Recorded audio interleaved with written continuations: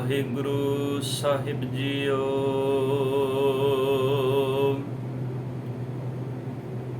ਮੰਨੇ ਕੀ ਗਤ ਕਹੀ ਨਾ ਜਾਏ,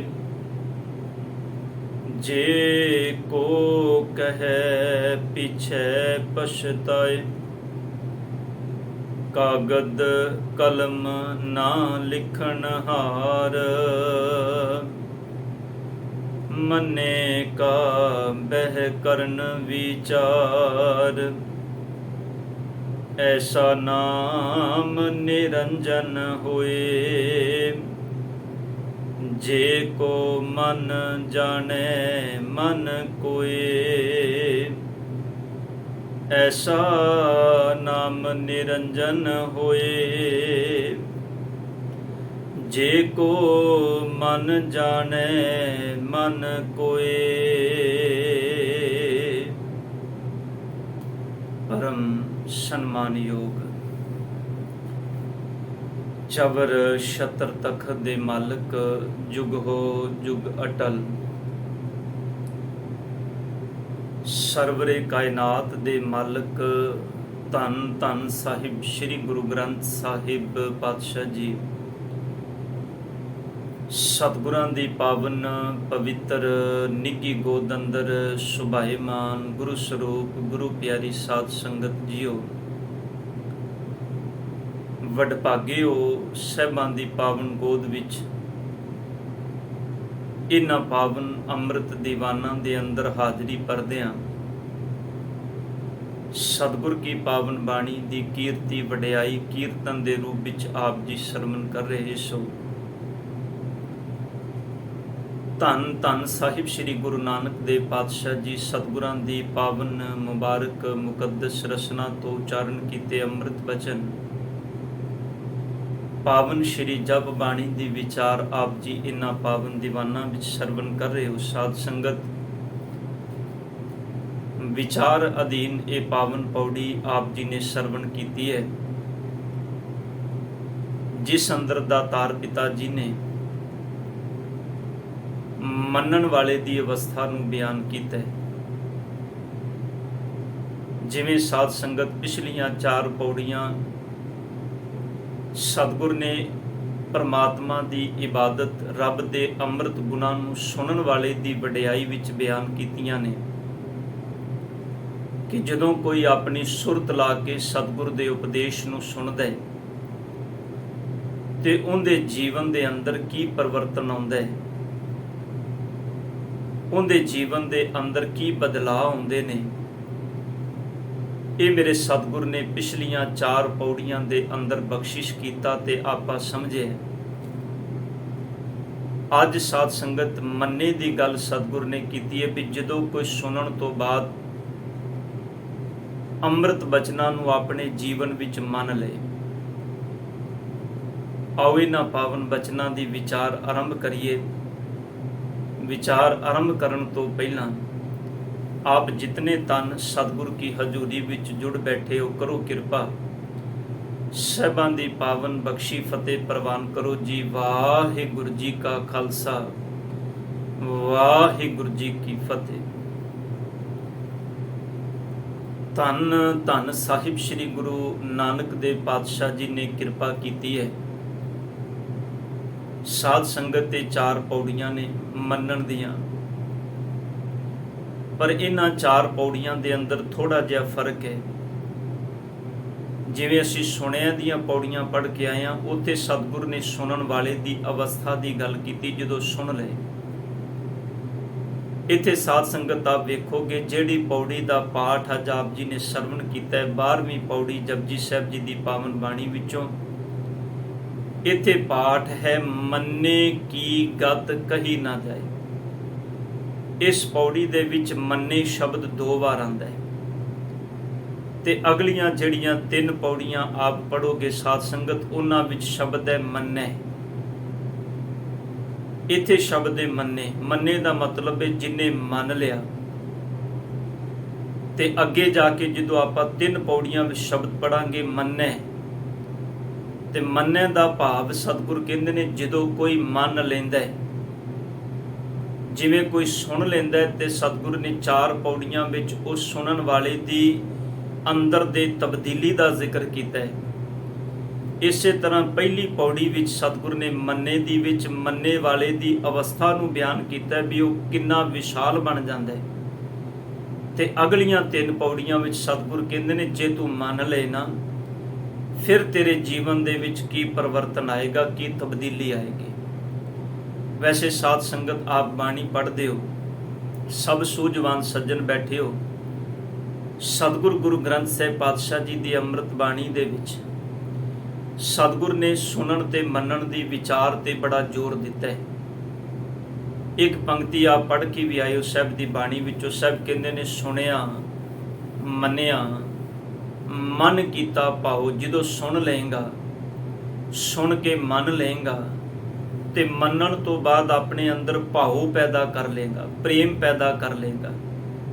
ਕਿਉਂਕਿ ਸੁਣਨਾ ਇਹ ਸੁਭਾਵਿਕ ਕਿ ਅਸੀਂ ਧਰਮ ਦੀਆਂ ਜਿੰਨੇ ਵੀ ਲੋਕ ਅਸੀਂ ਧਰਮ ਦੇ ਕਿਸੇ ਨਾ ਕਿਸੇ ਢੰਗ ਨਾਲ ਧਰਮ ਦੇ ਧਾਰਮਿਕ ਗ੍ਰੰਥਾਂ ਨੂੰ ਸੁਣਦੇ ਜ਼ਰੂਰ ਹਾਂ। ਪਰ ਸਵਾਲ ਇਹ ਹੈ ਵੀ ਸੁਣਿਆ ਹੋਇਆ ਜਿੰਨੀ ਦੇਰ ਤੱਕ ਮੰਨਿਆ ਨਹੀਂ ਜਾਂਦਾ, ਉਨੀ ਦੇਰ ਤੱਕ ਉਹ ਸੁਣਿਆ ਹੋਇਆ ਸਾਡੇ ਜੀਵਨ ਦਾ ਆਧਾਰ ਨਹੀਂ ਬਣਦਾ। ਗੱਲ ਸਮਝ ਵਿੱਚ ਆਏ। ਬਾਬਾ ਕਬੀਰ ਸਾਹਿਬ ਜੀ ਦਾ ਇੱਕ ਬੜਾ ਪਿਆਰਾ ਬਚਨ ਆਪ ਪੜ੍ਹਦੇ ਹੋ। ਕਈ ਵਾਰੀ ਉਹ ਸ਼ਬਦ ਹੁਕਮ ਦੇ ਰੂਪ ਵਿੱਚ ਆਪ ਜੀ ਸਰਵਣ ਕਰਦੇ ਵੀ ਹੋ। ਬਾਬਾ ਕਬੀਰ ਸਾਹਿਬ ਜੀ ਨੇ ਬਚਨ ਕਿਹਾ, ਕਹਿੰਦੇ ਨੇ ਕਿਆ ਪੜੀਐ ਕਿਆ ਗੁਨੀਐ, ਕਿਆ ਵੇਦ ਪੁਰਾਨਾ ਸੁਣੀਐ, ਪੜੇ ਸੁਨੇ ਕਿਆ ਹੋਈ, ਜੋ ਸਹਿਜ ਨਾ ਮਿਲਿਓ ਸੋਈ। ਬਾਬਾ ਕਬੀਰ ਸਾਹਿਬ ਕਹਿੰਦੇ ਨੇ ਤੇਰੇ ਪੜਨ ਦਾ ਵੇਦ ਪੁਰਾਨ ਆਦਿਕ ਧਾਰਮਿਕ ਪੁਸਤਕਾਂ ਗ੍ਰੰਥ ਪੜਨ ਦਾ ਕੀ ਲਾਭ, ਜੇ ਤੂੰ ਪੜ੍ਹ ਸੁਣਨ ਤੋਂ ਬਾਅਦ ਤੇਰੇ ਜੀਵਨ ਦੇ ਵਿੱਚ ਕੋਈ ਬਦਲਾਵ ਆਇਆ ਹੀ ਨਹੀਂ। ਧਿਆਨ ਦੇਣਾ, ਬਚਨਾਂ ਨੂੰ ਸਮਝਣਾ। ਸਾਡੀ ਪ੍ਰੋਬਲਮ ਸਾਧ ਸੰਗਤ ਇਹ ਹੈ ਵੀ ਅਸੀਂ ਕਈ ਵਾਰੀ ਬਚਨਾਂ ਨੂੰ ਸਿਰਫ ਬਾਣੀ ਨੂੰ ਬਾਹਰ ਮੁਖੀ ਸੁਣਦੇ ਹਾਂ, ਸ਼ਬਦ ਸੁਣਦੇ ਹਾਂ, ਉਹਨੂੰ ਸਮਝਿਆ ਤੋਂ ਬਿਨਾਂ ਨਿਰਣਾ ਸੇ ਆਪਣੇ ਮਨ ਨਾਲ ਕਰ ਲੈਂਦੇ ਹਾਂ ਵੀ ਇਹਦੇ ਵਿੱਚ ਸਤਿਗੁਰ ਨੇ ਇਹ ਕਿਹਾ ਹੈ। ਨਿਰਣਾ ਕਦੀ ਆਪਣੀ ਬੁੱਧ ਨਾਲ ਨਹੀਂ ਕਰਨਾ। ਸਾਡੀ ਬੁੱਧ ਨਿਰਣਾ ਉਦੋਂ ਕਰਨ ਯੋਗ ਹੋਏਗੀ ਜਦੋਂ ਬਾਣੀ ਨੂੰ ਸਮਝ ਲਏਗੀ, ਜਦੋਂ ਮੰਨ ਲਏਗੀ। ਉਸ ਤੋਂ ਪਹਿਲਾਂ ਸਾਨੂੰ ਉਸ ਚੀਜ਼ ਦੇ ਪ੍ਰਕਰਨ ਨੂੰ ਸਮਝਣਾ ਪਏਗਾ ਵੀ ਸਤਿਗੁਰੂ ਦੇ ਵਿੱਚ ਬਚਨ ਕੀ ਕਹਿ ਰਹੇ ਨੇ।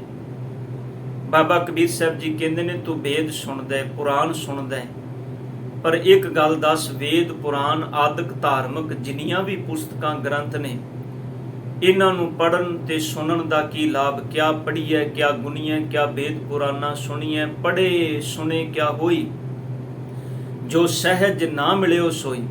ਜੇ ਇਸ ਪੜ੍ਹਨ ਸੁਣਨ ਦੇ ਕੁਦਰਤੀ ਨਤੀਜੇ ਦਾ ਮਤਲਬ ਹੈ ਉਹਦੇ ਹੁਕਮ ਵਿੱਚ, ਜਿਸ ਪੜ੍ਹਨ ਸੁਣਨ ਦੇ ਸੁਭਾਵਿਕ ਤੇਰੇ ਜੀਵਨ ਦੇ ਅੰਦਰ ਕੋਈ ਪਰਿਵਰਤਨ ਨਹੀਂ ਆਇਆ, ਜੋ ਸਹਿਜ ਨਾ ਮਿਲਿਓ ਸੋਈ। ਜੇ ਤੇਰੇ ਅੰਦਰ ਜੀਵਨ ਦੇ ਵਿੱਚ ਆਤਮਿਕ ਅਡੋਲਤਾ ਪੈਦਾ ਨਹੀਂ ਹੋਈ, ਜੇ ਪੜ੍ਹੇ ਸੁਣੇ ਦਾ ਪ੍ਰਭਾਵ ਤੇਰੇ ਮਨ ਵਿੱਚ ਨਹੀਂ ਬਣਿਆ, ਫਿਰ ਬਾਬਾ ਕਬੀਰ ਸਾਹਿਬ ਜੀ ਨੇ ਤਾਂ ਹੀ ਅਗਲੀ ਪੰਕਤੀ ਵਿੱਚ ਸਮਝਾਇਆ ਹੈ।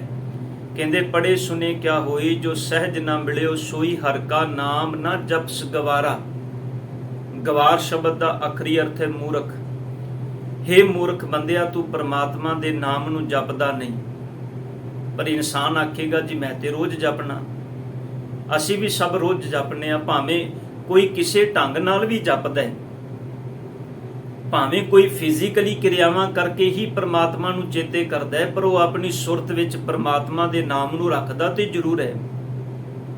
ਕੋਈ ਬਾਹਰ ਮੁਖੀ ਆਰਤੀ ਕਰ ਰਿਹਾ, ਕੋਈ ਬਾਹਰ ਮੁਖੀ ਬੰਦਨਾ ਕਰ ਰਿਹਾ, ਕੋਈ ਬਾਹਰ ਮੁਖੀ ਡੰਡੋਤ ਕਰ ਰਿਹਾ। ਮੰਨ ਲਓ ਤੁਸੀਂ ਕਿਸੇ ਮੰਦਰ, ਕਿਸੇ ਮਸਜਿਦ, ਕਿਸੇ ਧਾਰਮਿਕ ਦੁਆਰੇ ਦੇ ਸਾਹਮਣੇ ਲੰਘ ਰਹੇ ਹੋ ਤੇ ਉਸ ਦੁਆਰੇ ਦੇ ਸਾਹਮਣੇ ਲੰਘਦਿਆਂ ਤੁਹਾਡਾ ਸਿਰ ਝੁਕਦਾ ਹੈ ਵੀ ਇਹ ਸਤਿਕਾਰਤ ਥਾਂ, ਇੱਥੇ ਪ੍ਰਮਾਤਮਾ ਦੀ ਇਬਾਦਤ ਹੁੰਦੀ ਹੈ, ਇੱਥੇ ਰੱਬ ਦੀ ਵਡਿਆਈ ਹੁੰਦੀ ਹੈ, ਭਾਵੇਂ ਕਿਸੇ ਰੂਪ ਵਿੱਚ ਵੀ ਹੁੰਦੀ ਹੈ। ਜਦੋਂ ਤੁਸੀਂ ਲੰਘਦੇ ਹੋ ਉਸ ਥਾਂ ਦੇ ਅੱਗੇ ਸਿਰ ਝੁਕਾਉਂਦੇ ਹੋ ਤੇ ਉਸ ਥਾਂ ਤੇ ਸਿਰ ਝੁਕਾਉਂਦਿਆਂ ਤੁਸੀਂ ਆਪਣੇ ਰੱਬ ਨੂੰ, ਪ੍ਰਮਾਤਮਾ ਨੂੰ, ਇਸ਼ਟ ਨੂੰ ਚੇਤੇ ਕਰਦੇ ਹੋ, ਉਹ ਵੀ ਤੇ ਜਪਣਾ ਹੀ ਹੈ। ਤੇ ਸੁਭਾਵਕ ਇੱਕ ਮੇਰੇ ਵਰਗਾ ਬੰਦਾ ਹੀ ਆਖੇਗਾ ਜੀ ਬਾਬਾ ਕਬੀਰ ਸਾਹਿਬ ਜੀ ਅਸੀਂ ਤੇ ਬਹੁਤ ਜਪਨੇ ਆ, ਅਸੀਂ ਤੇ ਸਵੇਰੇ ਵੀ ਜਪਨੇ ਆ, ਦੁਪਹਿਰੀ ਵੀ ਜਪਨੇ ਆ, ਸ਼ਾਮੀ ਵੀ ਜਪਨੇ ਆ, ਸਾਡੀ ਜੀਵਨ ਵਿੱਚ ਤੇ ਜਪ ਬੜਾ ਹੈ ਤੇ ਤੁਸੀਂ ਕਹਿੰਦੇ ਹੋ ਨਾਮ ਜਪਦੇ ਕੋਈ ਨਹੀਂ। ਅਸਲ ਵਿੱਚ ਬਾਬਾ ਕਬੀਰ ਸਾਹਿਬ ਕਹਿੰਦੇ ਨੇ ਤੂੰ ਜਪਣਾ ਤੇ ਬਹੁਤ ਹੈ, ਪਰ ਜਪੇ ਹੋਏ ਨੂੰ ਆਪਣੇ ਜੀਵਨ ਵਿੱਚ ਤੂੰ ਦ੍ਰਿੜ ਨਹੀਂ ਕਰਦਾ। ਹਰ ਕਾ ਨਾਮ ਨਾ ਜਪਸ ਗਵਾਰਾ, ਕਿਆ ਸੋਚੇ ਬਾਰੰਬਾਰਾ। ਇਹਨੂੰ ਇੰਜ ਸਮਝ ਲਓ ਸਾਧ ਸੰਗਤ, ਕਿਸੇ ਵਿਦਿਆਰਥੀ ਨੂੰ ਟੀਚਰ ਨੇ ਕੋਈ ਲੈਸਨ ਦਿੱਤਾ ਹੈ ਵੀ ਇਹਨੂੰ ਤੂੰ ਘਰ ਜਾ ਕੇ ਪੜ੍ਹ ਕੇ ਆਣਾ ਹੈ। ਬੱਚਾ ਘਰ ਗਿਆ, ਉਹਨੇ ਉਸ ਲੈਸਨ ਨੂੰ ਪੜ੍ਹਿਆ, ਇੱਕ ਵਾਰ ਪੜ੍ਹਿਆ ਕਿਉਂਕਿ ਟੀਚਰ ਨੇ ਬੋਲਿਆ ਸੀ, ਅਧਿਆਪਕ ਨੇ ਬੋਲਿਆ ਸੀ। ਹੁਣ ਜਦੋਂ ਅਗਲੇ ਦਿਨ ਸਕੂਲ ਵਿੱਚ ਜਾਂਦਾ ਹੈ, ਕਲਾਸ ਵਿੱਚ ਬੈਠਦਾ ਹੈ ਤੇ ਟੀਚਰ ਅਧਿਆਪਕ ਉਸ ਬੱਚੇ ਨੂੰ ਕਹਿੰਦਾ ਹੈ ਤੂੰ ਲੈਸਨ ਪੜ੍ਹ ਕੇ ਆਇਆ? ਕਹਿੰਦਾ ਜੀ ਪੜ੍ਹ ਕੇ ਆਇਆ। ਕਹਿੰਦਾ ਫਿਰ ਇੰਜ ਕਰ, ਉਸ ਲੈਸਨ ਦਾ ਸਬਕ ਦੱਸ ਵੀ ਉਹਦੇ ਵਿੱਚ ਕੀ ਕਿਹਾ ਗਿਆ। ਹੁਣ ਇਹ ਬੱਚਾ ਚੁੱਪ ਕਰਕੇ ਖੜਾ ਹੋ ਗਿਆ, ਕਹਿੰਦਾ ਹੈ ਟੀਚਰ ਸਬਕ ਤੇ ਮੈਨੂੰ ਯਾਦ ਨਹੀਂ, ਪਰ ਜੇ ਤੁਸੀਂ ਕਹਿੰਦੇ ਹੋ ਮੈਂ ਤੁਹਾਨੂੰ ਦੁਬਾਰਾ ਪੜ੍ਹ ਕੇ ਸੁਣਾ ਦੇਣਾ ਵੇਖ ਕੇ। ਟੀਚਰ ਕਹਿੰਦੀ ਮੈਂ ਤੈਨੂੰ ਇਸ ਕਰਕੇ ਕਿਹਾ ਸੀ ਪੜ੍ਹ ਕੇ ਆਈ ਤਾਂ ਕਿ ਤੈਨੂੰ ਸਬਕ ਚੇਤਾ ਹੋ ਜਾਏ। ਧਿਆਨ ਦੇਣਾ, ਧੰਨ ਗੁਰੂ ਗ੍ਰੰਥ ਸਾਹਿਬ ਪਾਤਸ਼ਾਹ ਕਹਿੰਦੇ ਨੇ ਤੂੰ ਪੜ੍ਹਨਾ ਇਸ ਕਰਕੇ ਹੈ ਤਾਂ ਕਿ ਪੜ੍ਹੇ ਹੋਏ ਤੋਂ ਤੂੰ ਆਪਣੇ ਜੀਵਨ ਦਾ ਸਬਕ ਲੈ ਸਕੇ, ਤੈਨੂੰ ਜੀਵਨ ਦੀ ਜੁਗਤੀ ਆ ਜਾਏ। ਪਰ ਜੇ ਸਿਰਫ ਤੂੰ ਰੋਜ਼ ਸਵੇਰੇ ਉੱਠ ਕੇ ਜਪਜੀ ਸਾਹਿਬ ਵੀ ਪੜ੍ਹ ਲੈਣਾ, ਰੋਜ਼ ਸੁਖਮਨੀ ਸਾਹਿਬ ਦਾ ਪਾਠ ਵੀ ਕਰ ਲੈਣਾ, ਪਰ ਸਾਰੀ ਜ਼ਿੰਦਗੀ ਜੇ ਤੂੰ ਪੜ੍ਹਦਿਆਂ ਤੈਨੂੰ ਅਜੇ ਵੀ ਸਮਝ ਕੋਈ ਨਹੀਂ ਆਈ ਵੀ ਸਤਿਗੁਰੂ ਪਾਤਸ਼ਾਹ ਜੀ ਅੰਮ੍ਰਿਤ ਬਾਣੀ ਦੇ ਵਿੱਚ ਉਪਦੇਸ਼ ਕੀ ਦੇ ਰਹੇ ਨੇ, ਤੈਨੂੰ ਅਜੇ ਗੁਰੂ ਗ੍ਰੰਥ ਸਾਹਿਬ ਜੀ ਦੇ ਅੰਦਰ ਪਹਿਲੇ ਅੱਖਰ ਦੀ ਪਹਿਚਾਨ ਨਹੀਂ ਹੋਈ ਵੀ ਸਾਹਿਬ ਕਹਿੰਦੇ ਨੇ ਇੱਕ ਓੰਕਾਰ ਪਰਿਪੂਰਨ ਪਰਮਾਤਮਾ ਇੱਕ ਹੈ। ਮੈਂ ਅਜੇ ਤੱਕ ਇੱਕ ਤੇ ਭਰੋਸਾ ਹੀ ਕੋਈ ਨਹੀਂ ਕੀਤਾ। ਅਜੇ ਤੱਕ ਤੇ ਮੇਰੇ ਅੰਦਰ ਦੀ ਅਵਸਥਾ ਇਹ ਹੈ, ਰਸਤੇ 'ਚੋਂ ਲੰਘਦਿਆਂ 4 ਇੱਟਾਂ ਕਿਸੇ ਨੇ ਜੋੜ ਕੇ ਰੱਖ ਦਿੱਤੀਆਂ, ਮੇਰਾ ਸਿਰ ਉੱਥੇ ਵੀ ਝੁਕ ਗਿਆ। ਥੋੜਾ ਅੱਗੇ ਤੁਰਿਆ, ਕਿਸੇ ਨੇ ਥੜਾ ਜਿਹਾ ਬਣਾ ਕੇ ਉੱਤੇ ਇੱਕ ਚਾਦਰ ਪਾਈ ਹੋਈ ਹੈ, ਮੈਂ ਲੰਘਦਾ ਹੋਇਆ ਉੱਥੇ ਵੀ ਮੇਰਾ ਸਿਰ ਝੁਕ ਗਿਆ। ਹੋਰ ਥੋੜਾ ਅੱਗੇ ਗਿਆ, ਜਦੋਂ ਥੋੜਾ ਅੱਗੇ ਜਾ ਕੇ ਹੋਰ ਦੇਖਿਆ ਮੇਰਾ ਸਿਰ ਉੱਥੇ ਵੀ ਝੁਕ ਗਿਆ। ਅਸਲ ਵਿੱਚ ਸਤਿਗੁਰ ਕਹਿੰਦੇ ਨੇ ਤੇਰੇ ਅੰਦਰ ਬਦਲਾਵ ਆਏਗਾ ਕਿਵੇਂ? ਸਾਹਿਬ ਜੀ ਤਾਂ ਹੀ ਬਖਸ਼ਿਸ਼ ਕਰਕੇ ਕਹਿੰਦੇ ਨੇ, ਪਾਤਸ਼ਾਹ ਕਹਿੰਦੇ ਨੇ ਹਰ ਕਾ ਨਾਮ ਨਾ ਜਪਸ ਗਵਾਰਾ, ਕਿਆ ਸੋਚੈ ਬਾਰੰਬਾਰਾ।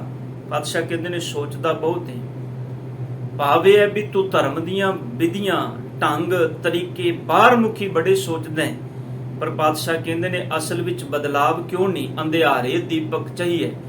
ਬਾਬਾ ਕਬੀਰ ਸਾਹਿਬ ਜੀ ਨੇ ਇੱਕ ਐਗਜ਼ਾਮਪਲ ਦਿੱਤੀ, ਗੱਲ ਹੋਰ ਸਮਝ ਵਿੱਚ ਆਏ ਸਾਧ ਸੰਗਤ। ਅੰਧਿਆਰੇ ਦੀਪਕ ਚਾਹੀਏ, ਇੱਕ ਬਸਤ ਅਗੋਚਰ ਲਹੀਏ। ਆਪਾਂ ਮੰਨ ਲਓ ਇਸ ਥਾਂ ਤੇ ਬੈਠੇ ਹਾਂ, ਹੁਣੇ ਲਾਈਟ ਬੰਦ ਹੋ ਜਾਏ ਸਾਧ ਸੰਗਤ, ਅੰਦਰ ਹਨੇਰਾ ਹੋ ਜਾਏਗਾ। ਅਸੀਂ ਉੱਠਦਿਆਂ ਵੀ ਸੋਚਾਂਗੇ ਵੀ ਉੱਠ ਕੇ ਇਸ ਪਾਸੇ ਜਾਈਏ ਕਿ ਨਾ ਜਾਈਏ। ਕਿਉਂ? ਕਿਉਂਕਿ ਅੰਧੇਰਾ ਹੈ, ਕੁਝ ਨਜ਼ਰ ਨਹੀਂ ਆਏਗਾ। ਤੇ ਜਿਵੇਂ ਰੋਸ਼ਨੀ ਹੁੰਦੀ ਹੈ ਸਾਨੂੰ ਸਮਝ ਆ ਜਾਂਦੀ, ਪਤਾ ਲੱਗ ਜਾਂਦਾ ਵੀ ਕਿਹੜੀ ਚੀਜ਼ ਕਿਸ ਥਾਂ ਤੇ ਪਈ ਹੈ। ਪਾਤਸ਼ਾਹ ਕਹਿੰਦੇ ਜਿਵੇਂ ਹਨੇਰਾ ਹੋਵੇ ਤੇ ਚੀਜ਼ ਅੱਖਾਂ ਤੋਂ ਪਰੋਖੀ ਹੋ ਜਾਂਦੀ, ਨਜ਼ਰ ਨਹੀਂ ਆਉਂਦੀ ਹਨੇਰੇ ਵਿੱਚ, ਅੰਧਕਾਰ ਵਿੱਚ। ਪਰ ਜਿਵੇਂ ਰੋਸ਼ਨੀ ਹੁੰਦੀ ਹੈ, ਪਈ ਹੋਈ ਹਰ ਚੀਜ਼ ਬੰਦੇ ਨੂੰ ਨਜ਼ਰ ਆ ਜਾਂਦੀ, ਕਿਹੜੀ ਚੀਜ਼ ਕਿੱਥੇ ਪਈ ਹੋਈ ਹੈ। ਬਾਬਾ ਕਬੀਰ ਸਾਹਿਬ ਕਹਿੰਦੇ ਨੇ ਤੇਰੇ ਅੰਦਰ ਵੀ ਪਰਮਾਤਮਾ ਦੇ ਨਾਮ ਦਾ ਦੀਵਾ ਹੈ, ਉਹਨੂੰ ਦੀਵੇ ਨੂੰ ਜਗਾ। ਸਤਿਗੁਰ ਕਹਿੰਦੇ ਨੇ ਜਦੋਂ ਦੀਵਾ ਜਗ ਜਾਏਗਾ ਨਾ, ਅੰਧਿਆਰੇ ਦੀਪਕ ਚਾਹੀਏ, ਇੱਕ ਬਸਤ ਅਗੋਚਰ ਲਹੀਏ, ਤੈਨੂੰ ਤੇਰੇ ਅੰਦਰੋਂ ਉਹ ਵਸਤੂ ਪ੍ਰਾਪਤ ਹੋ ਜਾਏਗੀ। ਤੇ ਜਿਹਨੂੰ ਪ੍ਰਾਪਤ ਹੋ ਜਾਂਦੀ ਉਹ ਕਹਿੰਦਾ ਕਹੋ ਕਬੀਰ ਅਬ ਜਾਣਿਆ। ਬਸ ਜਾਣਨ ਵਾਲੇ ਦੀ ਗੱਲ ਧੰਨ ਗੁਰੂ ਨਾਨਕ ਸਾਹਿਬ ਅੱਜ ਕਰ ਰਹੇ ਨੇ, ਮੰਨੇ ਕੀ ਗਤ ਕਹੀ ਨਾ ਜਾਏ। ਸਾਹਿਬ ਕਹਿੰਦੇ ਨੇ ਮੰਨਣ ਵਾਲੇ ਦੀ ਗਤ ਨੂੰ, ਵਡਿਆਈ ਨੂੰ, ਅਵਸਥਾ ਨੂੰ ਨਹੀਂ ਬਿਆਨ ਕੀਤਾ ਜਾ ਸਕਦਾ। ਮੰਨੇ ਕੀ ਗਤ ਕਹੀ ਨਾ ਜਾਏ, ਪਰ ਇਹ ਤਾਂ ਜੇ ਕੋਈ ਮੰਨ ਲਏ। ਮੈਂ ਫਿਰ ਬੇਨਤੀ ਕਰਦਿਆਂ, ਅੰਮ੍ਰਿਤਮਈ ਬਾਣੀ ਦੇ ਅੰਦਰ ਸਾਹਿਬਾਂ ਦਾ ਇੱਕ ਬੜਾ ਪਿਆਰਾ ਬੋਲ ਹੈ। ਧੰਨ ਗੁਰੂ ਨਾਨਕ ਪਾਤਸ਼ਾਹ ਜੀ ਦਾ ਪਾਵਨ ਸ਼੍ਰੀ ਰਾਗ ਵਿੱਚ ਆਪ ਇੱਕ ਸ਼ਬਦ ਪੜ੍ਹਦੇ ਹੋ। ਸਤਿਗੁਰ ਕਹਿੰਦੇ ਨੇ ਸੁਣਨਾ ਕੀ ਹੈ, ਮੰਨਣਾ ਕੀ ਹੈ। ਗੁਰੂ ਨਾਨਕ ਪਾਤਸ਼ਾਹ ਕਹਿੰਦੇ ਨੇ ਆਪ ਮੈਂ ਤੈਨੂੰ ਇੱਕ ਜੁਗਤ ਦੱਸਾਂ, ਜਿਵੇਂ ਤੂੰ ਸੰਸਾਰ ਦੇ ਪਦਾਰਥ ਖਾਣਾ ਹੈ ਨਾ, ਕਦੀ ਮਿੱਠਾ ਪਦਾਰਥ ਖਾਦਾ, ਕਦੀ ਸਲੂਣਾ ਖਾਦਾ, ਕਦੀ ਕਸੈਲਾ ਖਾਦਾ, ਤੂੰ ਜਿਵੇਂ ਸੰਸਾਰ ਦੇ ਪਦਾਰਥ ਖਾਣਾ ਹੈ ਤੇ ਉਹਨਾਂ ਦੇ ਰਸ ਨੂੰ ਮਾਣਨਾ ਹੈ। ਧੰਨ ਗੁਰੂ ਨਾਨਕ ਪਾਤਸ਼ਾਹ ਕਹਿੰਦੇ ਨੇ, ਆ ਮੈਂ ਤੈਨੂੰ ਦੱਸਾਂ ਵੀ ਤੂੰ ਪ੍ਰਮਾਤਮਾ ਦੇ ਨਾਮ ਰਸ ਨੂੰ ਕਿਵੇਂ ਮਾਣੇ। ਸਤਿਗੁਰੂ ਜੀ ਕਿਰਪਾ ਕਰਕੇ ਸਮਝਾਓ। ਤੇ ਧੰਨ ਗੁਰੂ ਨਾਨਕ ਪਾਤਸ਼ਾਹ ਕਹਿੰਦੇ ਨੇ, ਸਭ ਰਸ ਮਿੱਠੇ ਮੰਨੀਐ। ਪਾਤਸ਼ਾਹ ਕਹਿੰਦੇ ਨੇ ਪ੍ਰਮਾਤਮਾ ਦੇ ਨਾਮ ਨੂੰ ਸੁਣਨਾ ਕੀ ਹੈ? ਸਭ ਰਸ ਮਿੱਠੇ ਮੰਨੀਐ। ਮੰਨੀਐ ਦਾ ਭਾਵ ਹੈ ਮੰਨਣਾ। ਜਦੋਂ ਤੂੰ ਸਤਿਗੁਰ ਦੇ ਨਾਮ ਨੂੰ ਮੰਨ ਲਏਗਾ ਤੇ ਸਤਿਗੁਰ ਕਹਿੰਦੇ ਨੇ ਇੰਜ ਹੈ ਜਿਵੇਂ ਤੂੰ ਕੋਈ ਮਿੱਠਾ ਰਸ ਖਾ ਰਿਹਾ, ਮਿੱਠੇ ਪਦਾਰਥ ਖਾ ਰਿਹਾ। ਅੱਜ ਮੰਨਣ ਦੀ ਗੱਲ ਹੈ। ਸਤਿਗੁਰ ਕਹਿੰਦੇ ਨੇ ਜਦੋਂ ਤੂੰ ਪਰਮਾਤਮਾ ਦੇ ਨਾਮ ਨੂੰ ਮੰਨ ਲਏਗਾ, ਇਹ ਮੰਨਣਾ ਇੰਜ ਹੈ ਵੀ ਜਿਵੇਂ ਤੈਨੂੰ ਕੋਈ ਮਿੱਠਾ ਪਦਾਰਥ ਮਿਲ ਗਿਆ ਹੋਵੇ ਤੇ ਤੂੰ ਮਿੱਠੇ ਪਦਾਰਥ ਨੂੰ ਚੱਖ ਰਿਹਾ ਹੋਵੇ।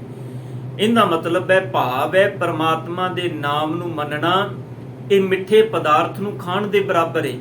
ਸੁਣੀਐ ਸਾਲੂਣੇ, ਤੇ ਸਤਿਗੁਰ ਕਹਿੰਦੇ ਨੇ ਜੇ ਤੂੰ ਸੁਣ ਲਵੇਂ ਤੇ ਫਿਰ ਉਹ ਸੁਣਨਾ ਇੰਜ ਹੈ ਜਿਵੇਂ ਕੋਈ ਸਲੂਣਾ ਪਦਾਰਥ ਖਾਦਾ ਹੋਵੇ। ਖੱਟ ਤੁਰਸੀ ਮੁਖ ਬੋਲਣਾ, ਜਦੋਂ ਤੂੰ ਨਾਮ ਨੂੰ ਆਪਣੀ ਰਸਨਾ ਤੋਂ ਬੋਲਦਾ ਹੈ, ਜਦੋਂ ਤੂੰ ਅੰਮ੍ਰਿਤ ਬਚਨਾਂ ਨੂੰ ਆਪਣੀ ਰਸਨਾ ਤੋਂ ਪੜ੍ਹਦਾ ਹੈ, ਤੇ ਸਤਿਗੁਰ ਕਹਿੰਦੇ ਨੇ ਇਹ ਖੱਟੇ ਪਦਾਰਥਾਂ ਦਾ ਖਾਣਾ ਹੈ। ਭਾਵ ਇੰਜ ਹੈ ਜਿਵੇਂ ਕਿਸੇ ਨੂੰ ਖੱਟੇ ਪਦਾਰਥਾਂ ਦਾ ਰਸ ਆਉਂਦਾ ਹੋਵੇ। ਮੁਖ ਬੋਲਣਾ ਮਾਰਨ ਨਾਦ ਕੀਏ, ਮਾਰਨ ਦਾ ਇੱਥੇ ਅਖਰੀ ਇੱਥੇ ਮਸਾਲਾ। ਜਦੋਂ ਤੂੰ ਸਤਿਗੁਰ ਦੀ ਕੀਰਤੀ ਨੂੰ ਗਾ ਕੇ ਆਪਣੀ ਰਸਨਾ ਤੋਂ ਸੁਣਦਾ ਹੈ, ਆਪਣੇ ਕੰਨਾਂ ਤੋਂ ਸੁਣਦਾ ਹੈ ਤੇ ਰਸਨਾ ਤੋਂ ਗਾਉਣਾ ਹੈ, ਸਤਿਗੁਰ ਕਹਿੰਦੇ ਨੇ ਉਹ ਗਾਣਾ ਤੇ ਕੀਰਤਨ ਨੂੰ ਸੁਣਨਾ ਇੰਜ ਹੈ ਜਿਵੇਂ ਸਤਿਗੁਰ ਕਹਿੰਦੇ ਨੇ ਵੱਖ-ਵੱਖ ਤਰ੍ਹਾਂ ਦੇ ਮਸਾਲੇ ਪੈ ਜਾਣੇ। 36 ਅੰਮ੍ਰਿਤ ਭਾਉ ਏਕ ਜਾਂ ਕੋ ਨਦਰ ਕਰੇ। ਸਭ ਕਹਿੰਦੇ ਨੇ ਇਸ ਤਰ੍ਹਾਂ 36 ਪ੍ਰਕਾਰ ਦੇ ਜਿਹੜੇ ਅੰਮ੍ਰਿਤ ਨੇ ਇੱਕ ਭਾਉ ਦੇ ਵਿੱਚੋਂ ਪੈਦਾ ਹੁੰਦੇ ਨੇ। ਸੁਣਨ, ਮੰਨਣ, ਬੋਲਣ ਜਾਂ ਫਿਰ ਸਤਿਗੁਰ ਦੇ ਅੰਮ੍ਰਿਤ ਬਚਨਾਂ ਨੂੰ ਕੀਰਤਨ ਦੇ ਰੂਪ ਵਿੱਚ ਸੁਣਨਾ। ਇਹ ਜਿੰਨੀਆਂ ਦਾਤਾਂ ਨੇ ਸਤਿਗੁਰ ਕਹਿੰਦੇ ਨੇ ਪ੍ਰਮਾਤਮਾ ਦੀ ਨਦਰ ਤੇ ਨੇ। ਤੇ ਜਦੋਂ ਕੋਈ ਇਸ ਢੰਗ ਨਾਲ ਸਤਿਗੁਰ ਦੇ ਅੰਮ੍ਰਿਤ ਰਸ ਨੂੰ ਮਾਣਦਾ ਹੈ, ਪਾਤਸ਼ਾਹ ਕਹਿੰਦੇ ਨੇ ਫਿਰ ਉਹਨੂੰ ਸਮਝ ਆ ਜਾਂਦੀ ਬਾਬਾ ਹੋਰ ਖਾਣਾ ਖੁਸ਼ੀ ਖਵਾਰ। ਧਿਆਨ ਦੇਣਾ, ਇਸ ਸ਼ਬਦ ਦਾ ਅਰਥ ਬਾਹਰ ਮੁਖੀ ਨਹੀਂ ਲੈਣਾ। ਸਿਰਫ ਇਹ ਨਹੀਂ ਸੋਚਣਾ ਵੀ ਸਤਿਗੁਰ ਨੇ ਇੱਥੇ ਹੋਰ ਪਦਾਰਥਾਂ ਦਾ ਜ਼ਿਕਰ ਕੀਤਾ ਹੈ। ਹੋਰ ਖਾਣਾ ਦਾ ਮਤਲਬ ਸਤਿਗੁਰ ਕਹਿ ਰਹੇ ਨੇ ਹੋਰ ਜਿਹੜੇ ਤੂੰ ਸੰਸਾਰ ਦੇ ਰਸ ਮਾਣਦਾ ਹੈ, ਭਾਵ ਹੋਰ ਜਿਹੜੇ ਤੂੰ ਢੰਗ ਤਰੀਕੇ ਅਪਣਾਉਣਾ ਹੈ, ਉਹ ਖੁਸ਼ੀ ਖਵਾਰ, ਉਹਨਾਂ ਨਾਲ ਤੇਰੀ ਖੁਸ਼ੀ ਦਾ ਵਿਗਾੜ ਹੁੰਦਾ ਹੈ। ਜੇ ਆਤਮਿਕ ਖੁਸ਼ੀ ਚਾਹੀਦੀ ਤੇ ਸਤਿਗੁਰ ਕਹਿੰਦੇ ਨੇ ਪ੍ਰਮਾਤਮਾ ਦੇ ਨਾਮ ਨੂੰ ਇੰਜ ਜਪ। ਫਿਰ ਪਾਤਸ਼ਾਹ ਜੀ ਇਸੇ ਕਰਕੇ ਬਚਨ ਕਹਿ ਰਹੇ ਨੇ, ਸਤਿਗੁਰ ਕਹਿੰਦੇ ਨੇ ਮੰਨੇ ਕੀ ਗਤ ਕਹੀ ਨਾ ਜਾਏ। ਸਭ ਕਹਿੰਦੇ ਨੇ ਮੰਨਣ ਵਾਲੇ ਦੀ ਗਤ ਨੂੰ, ਵਡਿਆਈ ਨੂੰ ਬਿਆਨ ਨਹੀਂ ਕੀਤਾ ਜਾ ਸਕਦਾ, ਭਾਵ ਜਿਨੇ ਨਾਮ ਨੂੰ ਮੰਨ ਲਏ। ਸਾਧ ਸੰਗਤ ਮੰਨਣ ਵਾਲਾ ਬਾਬਾ ਕਬੀਰ ਸਾਹਿਬ ਜੀ ਦੇ ਇੱਕ ਪਾਵਨ ਬਚਨ ਨੇ। ਸਭ ਕਹਿੰਦੇ ਨੇ ਮੰਨਣ ਵਾਲਾ ਉਸ ਅਵਸਥਾ ਤੱਕ ਪਹੁੰਚ ਜਾਂਦਾ ਹੈ ਜਿਹੜੀ ਅਵਸਥਾ ਉਸ ਪਰਮਾਤਮਾ ਦੀ ਹੈ। ਧਿਆਨ ਦੇਣਾ, ਕਹੋ ਕਬੀਰ ਅਬ ਜਾਣਿਆ ਜਬ ਜਾਣਿਆ ਤੋ ਮਨ ਮਾਨਿਆ, ਮਨ ਮਾਨੇ ਲੋਗ ਨਾ ਪਤੀਜੈ, ਨਾ ਪਤੀਜੈ ਤੋ ਕਿਆ ਕੀਜੈ। ਸੁਭਾਵਕ ਹੈ ਜਦੋਂ ਤੁਹਾਡੇ ਅੰਦਰ ਇਹ ਅਵਸਥਾ ਬਣ ਗਈ ਤੇ ਲੋਕ ਤੁਹਾਡੇ ਤੋਂ ਖੁਸ਼ ਨਹੀਂ ਹੋਣਗੇ, ਪਰ ਜਦੋਂ ਇਹ ਅਵਸਥਾ ਬਣ ਗਈ ਤੇ ਇਹਨੂੰ ਗੁਰੂ ਰਾਮਦਾਸ ਕਹਿੰਦੇ ਨੇ ਹਰ ਜਨ ਰਾਮ ਨਾਮ ਗੁਣ ਗਾਵੇ। ਪਰਮਾਤਮਾ ਦਾ ਭਗਤ ਪਰਮਾਤਮਾ ਦੇ ਗੁਣ ਗਾਉਂਦਾ ਹੈ, ਹਰ ਵੇਲੇ ਗਾਉਂਦਾ ਹੈ। ਉੱਠਦਿਆਂ ਬਹਿੰਦਿਆਂ ਸੌਂਦਿਆਂ ਜਾਗਦਿਆਂ ਰੱਬੀ ਨਿਯਮਾਵਲੀ ਵਿੱਚ ਜਿੰਦਾ ਹੈ, ਰੱਬੀ ਨਿਯਮਾਂ ਵਿੱਚ ਜਿੰਦਾ ਹੈ। ਉਹਦੀ ਰਸਨਾ ਹਮੇਸ਼ਾ ਸੱਚ ਨਾਲ ਜੁੜੀ ਹੈ। ਤੇ ਸਤਿਗੁਰ ਪਾਤਸ਼ਾਹ ਕਹਿੰਦੇ ਨੇ ਫਿਰ ਜੇ ਕੋਈ ਇਨਸਾਨ ਉਹਦੇ ਭਗਤੀ ਸੁਭਾਅ ਨੂੰ ਨਿੰਦਦਾ ਹੈ ਜਾਂ ਉਸ ਭਗਤ ਦੀ ਉਸ ਪਿਆਰੇ ਦੀ ਨਿੰਦਾ ਕਰਦਾ ਹੈ, ਸੰਸਾਰਿਕ ਕਿਸੇ ਕਰਮ ਕਰਕੇ ਨਿੰਦਾ ਹੋ ਸਕਦੀ ਹੈ। ਨਿੰਦਾ ਕਰਨ ਦੇ ਕਈ ਕਾਰਨ ਹੋ ਸਕਦੇ ਨੇ, ਕੋਈ ਤੁਹਾਡੇ ਤੋਂ ਜੈਲਸੀ ਕਰਦਾ ਹੈ, ਈਰਖਾ ਕਰਦਾ ਹੈ, ਪਰ ਪਾਤਸ਼ਾਹ ਕਹਿੰਦੇ ਨੇ ਉਹ ਜਿਹੜਾ ਰੱਬ ਦਾ ਸੇਵਕ ਹੈ ਆਪਣਾ ਗੁਣ ਨਾ ਗਵਾਵੇ। ਉਹ ਆਪਣੇ ਅੰਦਰੋਂ ਇਸ ਸੁਭਾਅ ਨੂੰ ਕਦੇ ਖਤਮ ਨਹੀਂ ਹੋਣ ਦਿੰਦਾ। ਇਸੇ ਕਰਕੇ ਧੰਨ ਗੁਰੂ ਨਾਨਕ ਸਾਹਿਬ ਜੀ ਕਹਿੰਦੇ ਨੇ ਮੰਨਣ ਵਾਲੇ ਦੀ ਗਤ ਨਹੀਂ ਬਿਆਨ ਕੀਤੀ ਜਾ ਸਕਦੀ। ਜੇ ਕੋ ਕਹੇ ਪਿੱਛੇ ਪਛਤਾਏ, ਜੇ ਕੋਈ ਕਹਿੰਦਾ ਹੈ ਤੇ ਧੰਨ ਗੁਰੂ ਨਾਨਕ ਸਾਹਿਬ ਕਹਿੰਦੇ ਨੇ ਉਹਨੂੰ ਬਾਅਦ ਵਿੱਚ ਪਛਤਾਣਾ ਪੈਂਦਾ ਹੈ। ਭਾਵ ਤੁਸੀਂ ਕਿਸੇ ਚੀਜ਼ ਨੂੰ ਬਿਆਨ ਕਰਦੇ ਹੋ, ਇੱਕ ਇੱਕ ਚੀਜ਼ ਉਹਦੀ ਬਾਰੀਕੀ ਨੂੰ ਬਿਆਨ ਕਰਦੇ ਹੋ। ਤੁਹਾਨੂੰ ਪਤਾ ਜੇ ਕੋਈ ਚੀਜ਼ ਰਹਿ ਗਈ ਤੇ ਮੈਨੂੰ ਦੁਬਾਰਾ ਫਿਰ ਬਿਆਨ ਕਰਨਾ ਪਏਗਾ। ਸਤਿਗੁਰੂ ਗੁਰੂ ਨਾਨਕ ਸਾਹਿਬ ਪਾਤਸ਼ਾਹ ਕਹਿੰਦੇ ਨੇ ਮੰਨਣ ਵਾਲੇ ਦੀ ਅਵਸਥਾ ਨੂੰ ਨਹੀਂ ਬਿਆਨ ਕੀਤਾ ਜਾ ਸਕਦਾ। ਉਹਨੂੰ ਜਦੋਂ ਵੀ ਬਿਆਨ ਕਰੋਗੇ ਤੇ ਬਾਅਦ ਵਿੱਚ ਪਛਤਾਣਾ ਹੀ ਪਏਗਾ। ਕਿਉਂ? ਕਿਉਂਕਿ ਉਹਦੀ ਅਵਸਥਾ ਬੜੀ ਉੱਚੀ ਹੈ। ਜਿਵੇਂ ਸਾਹਿਬ ਦੀ ਬਾਣੀ ਕਹਿੰਦੀ ਹੈ ਨਾ ਕਿ ਮੇਰੇ ਮਾਲਕ ਜੀ ਹਮਰੀ ਜੀਵਾ ਏਕ ਪ੍ਰਭ ਹਰ ਕੇ ਗੁਣ ਅਗਮ ਅਥਾ ਹਮ ਕਿਉਂ ਕਰ ਜਪੈ ਏਆਣਿਆ ਹਰ ਤੁਮ ਵੱਡ ਅਗਮ ਅਥਾ। ਸਤਿਗੁਰ ਮੈਂ ਤੈਨੂੰ ਕਿਵੇਂ ਜਪਾਂ, ਤੂੰ ਬੜਾ ਅਗਮ ਹੈ, ਤੇਰੇ ਤੱਕ ਪਹੁੰਚ ਨਹੀਂ ਕੀਤੀ ਜਾ ਸਕਦੀ, ਤੂੰ ਬੜਾ ਅਥਾਹ ਹੈ। ਹੁਣ ਇਹਦਾ ਮਤਲਬ ਇਹ ਨਹੀਂ ਵੀ ਜਪਣਾ ਨਹੀਂ ਹੈ, ਗੁਣ ਗਾਣੇ ਨੇ, ਪਰ ਗੁਣ ਗਾਣ ਦੇ ਪਿੱਛੇ ਭਾਵਨਾ ਇਹ ਨਹੀਂ ਰੱਖਣੀ ਵੀ ਗੁਣ ਗਾ ਕੇ ਜਪ ਕੇ ਮੈਂ ਉਹਦੀ ਥਾਹ ਪਾ ਲਵਾਂ। ਗੁਣ ਇਸ ਕਰਕੇ ਗਾਣੇ ਨੇ ਤਾਂ ਕਿ ਗੁਣ ਗਾ ਕੇ ਗੁਣ ਸਾਡੇ ਅੰਦਰ ਸਮਾ ਜਾਣ। ਗੁਣ ਕਹਿ ਗੁਣੀ ਸਮਾਵਣਿਆ, ਗੁਣ ਕਹਿ ਕੇ ਗੁਣਾਂ ਦੇ ਵਿੱਚ ਸਮਾਣਾ ਹੈ। ਤੇ ਜੇ ਗੁਣਾਂ ਦਾ ਅੰਤ ਲੱਭਣ ਜਾਵਾਂਗੇ ਤੇ ਸਾਧ ਸੰਗਤ ਫਿਰ ਖੁਆਰੀ ਹੈ। ਇਸੇ ਕਰਕੇ ਪਾਤਸ਼ਾਹ ਜੀ ਨੇ ਇੱਥੇ ਬਚਨ ਕਿਹਾ ਬਾਣੀ ਦੇ ਵਿੱਚ। ਬਾਬਾ ਕਬੀਰ ਸਾਹਿਬ ਕਹਿੰਦੇ ਨੇ ਕਬੀਰ ਸਾਤ ਸਮੁੰਦਰ ਮਸ ਕਰੂੰ। ਜੇ ਤੂੰ 7 ਸਮੁੰਦਰਾਂ ਦੀ ਸ਼ਾਹੀ ਬਣਾ ਲਵੇਂ, ਜਿੰਨਾ 7 ਸਮੁੰਦਰਾਂ ਦੇ ਅੰਦਰ ਪਾਣੀ ਹੈ, ਇਹਨਾਂ ਸਭ ਪਾਣੀ ਨੂੰ ਘੋਲ ਕੇ ਇਹਦੇ ਅੰਦਰ ਸ਼ਾਹੀ ਬਣਾ ਲਵੇਂ। ਕਬੀਰ ਸਾਤ ਸਮੁੰਦਰ ਮਸ ਕਰੂੰ ਕਲਮ ਕਰੋ ਬਨ ਰਾਏ। ਜਿੰਨੀ ਬਨਸਪਤੀ ਹੈ ਬਾਬਾ ਕਬੀਰ ਸਾਹਿਬ ਕਹਿੰਦੇ ਨੇ ਸਾਰੀ ਬਨਸਪਤੀ ਦੀਆਂ ਕਲਮਾਂ ਕੱਢ ਲੈ। ਬਸੁਦਾ ਕਾਗਦ ਜੋ ਕਰੂੰ, ਜੇ ਤੂੰ ਧਰਤੀ ਨੂੰ ਕਾਗਜ਼ ਦੀ ਤਰ੍ਹਾਂ ਵਰਤ ਲਵੇਂ, ਭਾਵ ਇਸ ਕਲਮ ਦੇ ਨਾਲ ਸਮੁੰਦਰ ਦੀ ਬਣੀ ਸ਼ਾਹੀ ਦੇ ਨਾਲ ਧਰਤੀ ਨੂੰ ਕਾਗਜ਼ ਬਣਾ ਕੇ ਪੂਰੀ ਸਮੁੱਚੀ ਧਰਤੀ ਤੇ ਲਿਖਣਾ ਸ਼ੁਰੂ ਕਰ ਦੇ। ਹਰ ਜਸ ਲਿਖਣ ਨਾ ਜਾਏ, ਪਰਮਾਤਮਾ ਦੀ ਵਡਿਆਈ ਨਹੀਂ ਲਿਖੀ ਜਾ ਸਕਦੀ, ਰੱਬ ਦੇ ਗੁਣ ਬਿਆਨ ਨਹੀਂ ਕੀਤੇ ਜਾ ਸਕਦੇ। ਉਹ ਕਿੰਨਾ ਬੇਅੰਤ ਹੈ, ਧੰਨ ਗੁਰੂ ਨਾਨਕ ਸਾਹਿਬ ਪਾਤਸ਼ਾਹ ਕਹਿੰਦੇ ਨੇ ਨਹੀਂ ਬਿਆਨ ਕੀਤਾ ਜਾ ਸਕਦਾ। ਤਾਂ ਹੀ ਸਤਿਗੁਰੂ ਜੀ ਪਾਵਨ ਬਾਣੀ ਵਿੱਚ ਕਹਿੰਦੇ ਨੇ ਉਪਮਾ ਜਾਤ ਨਾ ਕਹੀ ਮੇਰੇ ਪ੍ਰਭ ਕੀ। ਉਪਮਾ ਜਾਤ ਨਾ ਕਹੀ, ਮੇਰੇ ਪਰਮਾਤਮਾ ਦੀ ਵਡਿਆਈ ਨਹੀਂ ਕਹੀ ਜਾ ਸਕਦੀ। ਪਾਤਸ਼ਾਹ ਕਹਿੰਦੇ ਨੇ ਤਜ ਆਨ ਸ਼ਰਨ ਗਹੀ, ਮੈਂ ਸਾਰੇ ਪਾਸੇ ਛੱਡ ਕੇ ਆਪਣੇ ਸਤਿਗੁਰ ਦੀ ਸ਼ਰਨ ਲੈ ਲਈ ਹੈ। ਉਹਦੀ ਉਪਮਾ ਨਹੀਂ, ਵਡਿਆਈ ਨਹੀਂ ਬਿਆਨ ਕੀਤੀ ਜਾ ਸਕਦੀ। ਗੁਰੂ ਨਾਨਕ ਸਾਹਿਬ ਕਹਿੰਦੇ ਨੇ ਮੰਨਣ ਵਾਲੇ ਦੀ ਅਵਸਥਾ ਨੂੰ ਕੋਈ ਕੀ ਬਿਆਨ ਕਰੇਗਾ। ਉਹ ਪਰਮਾਤਮਾ ਦੇ ਵਿੱਚ ਲੀਨ ਹੈ, ਉਹ ਇੱਕਮਿਕ ਹੈ। ਵਡਿਆਈ ਅਵਸਥਾ ਗਤ ਉਹਦੀ ਬਿਆਨ ਕੀਤੀ ਜਾ ਸਕਦੀ ਹੈ ਜੋ ਕਿਸੇ ਟਾਈਮ ਪੀਰੀਅਡ ਦੇ ਅੰਦਰ ਹੈ। ਧਿਆਨ ਦੇਣਾ, ਜੋ ਕਿਸੇ ਟਾਈਮ ਪੀਰੀਅਡ ਦੇ, ਰੱਬ ਨੂੰ ਕਿਵੇਂ ਬਿਆਨ ਕਰੋਗੇ। ਸਤਿਗੁਰ ਕਹਿੰਦੇ ਨੇ ਰੂਪ ਨਾ ਰੇਖ ਨਾ ਰੰਗ ਕਿਛ ਤ੍ਰਿਹ ਗੁਣ ਤੇ ਪ੍ਰਭ ਭਿੰਨ ਤਿਸੈ 부ਝਾਏ ਨਾਨਕਾ ਜਿਸ ਹੋਵੇ ਸੋ ਪ੍ਰਸੰਨ। ਪਰਮਾਤਮਾ ਨੂੰ ਕੋਈ ਕਿਵੇਂ ਬਿਆਨ ਕਰੇਗਾ, ਸਾਧ ਸੰਗਤ ਨਹੀਂ ਕਰ ਸਕਦਾ। ਉਹਦੇ ਗੁਣਾਂ ਨੂੰ ਬਿਆਨ ਕੀਤਾ ਜਾ ਸਕਦਾ ਹੈ, ਪਰ ਕਿੰਨੇ ਗੁਣਾਂ ਨੂੰ ਬਿਆਨ ਕਰਾਂਗੇ। ਉਹ ਤੇ ਬੇਅੰਤ ਗੁਣਾਂ ਦਾ ਮਾਲਕ ਹੈ। ਧਰਤੀ ਦੇ ਅੰਦਰ ਨਿਤਾਂ ਪ੍ਰਤੀ ਸੰਸਾਰ ਦੇ ਅੰਦਰ ਕੁਝ ਨਵੀਂ ਚੀਜ਼ ਮਿਲ ਰਹੀ ਹੈ, ਕੋਈ ਨਵੀਂ ਚੀਜ਼ ਖੋਜੀ ਜਾ ਰਹੀ ਹੈ, ਕੋਈ ਨਵੀਂ ਚੀਜ਼ ਪ੍ਰਾਪਤ ਹੋ ਰਹੀ ਹੈ। ਤੇ ਜੇ ਅਸੀਂ ਆਖੀਏ ਵੀ ਨਹੀਂ ਇੱਥੇ ਐਂਡ ਹੈ, ਇਸ ਚੀਜ਼ ਦਾ ਇੱਥੇ ਖਾਤਮਾ ਹੈ, ਇਸ ਤੋਂ ਕਿ ਹੈ ਹੀ ਕੁਝ ਨਹੀਂ, ਧੰਨ ਗੁਰੂ ਨਾਨਕ ਪਾਤਸ਼ਾਹ ਕਹਿੰਦੇ ਨੇ ਬੰਦਾ ਕਹਿ ਕੇ ਪਛਤਾਏਗਾ, ਕਿਉਂਕਿ ਅਗਲੇ ਪਲ ਕੁਝ ਹੋਰ ਨਜ਼ਰ ਆ ਜਾਏਗਾ। ਮਸ਼ਕੀਨ ਜੀ ਦੇ ਬੜੇ ਪਿਆਰੇ ਬੋਲ ਮੈਨੂੰ ਚੇਤੇ ਆ ਜਾਂਦੇ ਨੇ। ਕਿਸੇ ਨੇ ਸੁਭਾਵਕ ਪੁੱਛਿਆ, ਮਸ਼ਕੀਨ ਜੀ ਤੁਹਾਨੂੰ ਇੰਨੇ ਸਾਲ ਹੋ ਗਏ ਨੇ ਗੁਰਬਾਣੀ ਦੀ ਵਿਚਾਰ ਕਰਦੇ ਆ, ਅਸੀਂ ਚਾਹੁੰਦੇ ਹਾਂ ਵੀ ਤੁਸੀਂ ਜਪਜੀ ਸਾਹਿਬ ਜੀ ਦੀ ਵੀ ਸੰਪੂਰਨ ਕਥਾ ਕਰਕੇ ਜਾਓ, ਅਸੀਂ ਸੁਣਨਾ ਚਾਹੁੰਦੇ ਹਾਂ। ਤੇ ਮਸ਼ਕੀਨ ਜੀ ਨੇ ਬੜੇ ਪਿਆਰੇ ਬੋਲ ਕੇ ਕਹਿਣ ਲੱਗੇ ਭਲਿਆ ਤੂੰ ਕੀ ਸੋਚਦਾ ਹੈ, ਮੈਂ ਯਤਨ ਨਹੀਂ ਕੀਤਾ, ਮੈਂ ਬੜਾ ਯਤਨ ਕੀਤਾ ਹੈ। ਮੈਂ ਜਪਜੀ ਸਾਹਿਬ ਜੀ ਦੀ ਵਿਚਾਰ ਨੂੰ ਕਰਨ ਦਾ, ਲਿਖਣ ਦਾ ਬੜਾ ਯਤਨ ਕੀਤਾ ਹੈ। ਮੈਂ ਲਿਖਣਾ 2-4 ਪੌੜੀਆਂ ਲਿਖਣਾ, ਅੱਗੇ ਲਿਖਣ ਲੱਗਣਾ ਤੇ ਫਿਰ ਧਿਆਨ ਪਿੱਛੇ ਜਾਂਦਾ ਹੈ ਵੀ ਮਨਾ ਤੂੰ ਪਿੱਛੇ ਲਿਖ ਕੇ ਆਇਆ, ਇਹ ਚੀਜ਼ ਤੇ ਰਹਿ ਗਈ ਹੈ। ਮੈਨੂੰ ਫਿਰ ਦੁਬਾਰਾ ਲਿਖਣਾ ਪੈਂਦਾ ਹੈ, ਫਿਰ ਉੱਥੇ ਕੋ ਪਹੁੰਚਦਾ, ਫਿਰ ਕੁਝ ਨਵਾਂ ਯਾਦ ਆ ਜਾਂਦਾ ਹੈ, ਕੁਝ ਨਵੀਂ ਚੀਜ਼ ਮਿਲ ਜਾਂਦੀ ਹੈ, ਫਿਰ ਸੋਚਣਾ। ਕਹਿੰਦਾ ਮੈਂ ਬੜਾ ਯਤਨ ਕੀਤਾ ਪਰ ਕਰਾਂ ਕੀ, ਉਹਦੀ ਉਪਮਾ ਨਹੀਂ ਬਿਆਨ ਕੀਤੀ ਜਾ ਸਕਦੀ। ਮੈਂ ਹਾਰ ਕੇ ਥੱਕ ਜਾਣਾ ਵੀ ਮਨਾ ਹੁਣ ਕਰਾਂ ਕੀ। ਧੰਨ ਗੁਰੂ ਨਾਨਕ ਪਾਤਸ਼ਾਹ ਕਹਿੰਦੇ ਨੇ ਕਾਗਦ ਕਲਮ ਨਾ ਲਿਖਣ ਹਾਰ।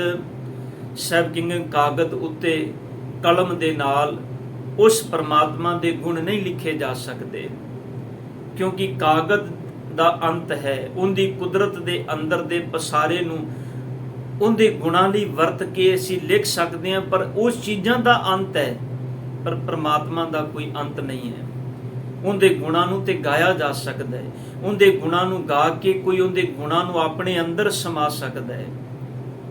ਅਸੀਂ ਤੇ ਸਾਧ ਸੰਗਤ ਪਰਮਾਤਮਾ ਦੀ ਕੁਦਰਤ ਦਾ ਪਾਰਾਵਾਰ ਨਹੀਂ ਪਾ ਸਕਦੇ। ਪਰਮਾਤਮਾ ਦਾ ਪਾਰਾਵਾਰ ਪਾਣਾ ਤੇ ਬੜੀ ਦੂਰ ਦੀ ਗੱਲ ਹੈ। ਸਤਿਗੁਰੂ ਗੁਰੂ ਨਾਨਕ ਸਾਹਿਬ ਇਸੇ ਕਰਕੇ ਕਹਿੰਦੇ ਨੇ, ਮੰਨੇ ਕਾ ਬਹਿ ਕਰਨ ਵਿਚਾਰ।